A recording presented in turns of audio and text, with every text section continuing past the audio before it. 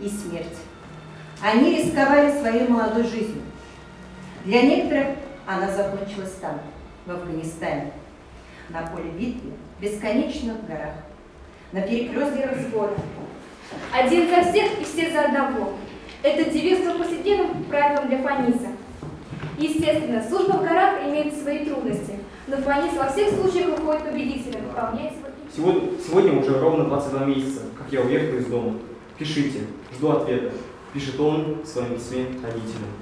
11 апреля 1984 года его отделение подняли по тревоге. Это был его последний бой. Представлено прошло более 250 в то время юношей. Сейчас они ваши отцы, ваши дяди, знакомые, которые соседи. Они многие сейчас здесь, рядом с вами. Было время такое, когда... Это о чем? Потому что Фанис погиб, я уже был в Афганистане тоже служил. Значит, я не видел, как его привезли, как хоронили. Потом только вот с родителями познакомились, но с братишкой. Хорошо, очень.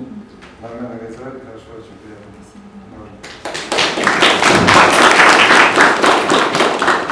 Дальше у нас сложится в жизни. Все, как говорится, в ваших руках. Хочу сказать слова благодарности Исламу Физову, что он действительно нашел нашего героя, скажем. Агитацию проводить. И, ребята и товарищи взрослые, у нас до 15 мая особый противопожарный режим в республике. Это выход в леса, всякие разжигания костров, там шашлыки. Когда есть гражданские.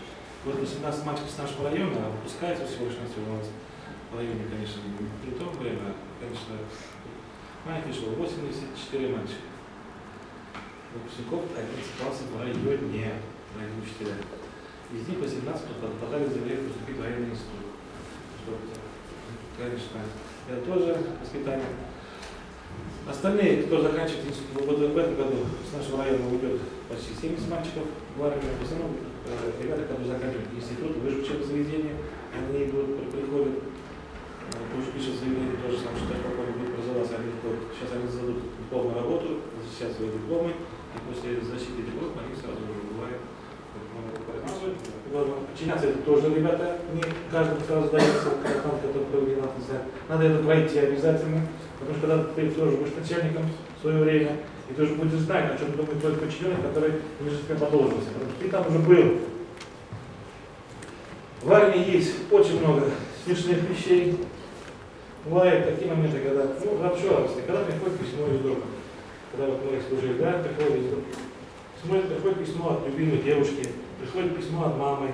Ну, сейчас таких времена поменялись, сейчас у всех телефоны, через каждую неделю звонят, мама, у меня все нормально, проблем нет, мама может позвонить сыну в армию, сын может позвонить маме, у меня все нормально, нахожусь там, независимо от какого ты региона находишься, именно или не нравится. Понимаю, что я горы, как говорил Высоцкий, все может быть лучше город, только горы, да? И вот, и походив там с полгода, дыхалка там хорошо развивается. То есть, а потом уже, то есть, не сама масса тела, там, не здоровье, да? Силовая выносливость развивается, то есть ты можешь. Некоторым приходилось помогать, потому что тяжело, там тащи минометы, да, гранатометы, все это. То есть, очень небольшая нагрузка. И потом уже, когда придя с армии, пройдя все горы, косогоры, я 10 километров побегал, не напрягаясь. И, конечно, это было очень радостное событие, то, что едем домой все-таки. Все.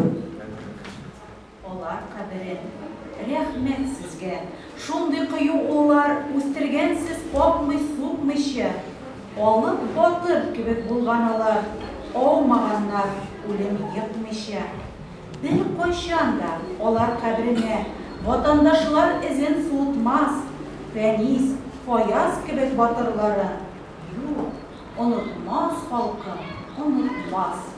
Не осталось порой имен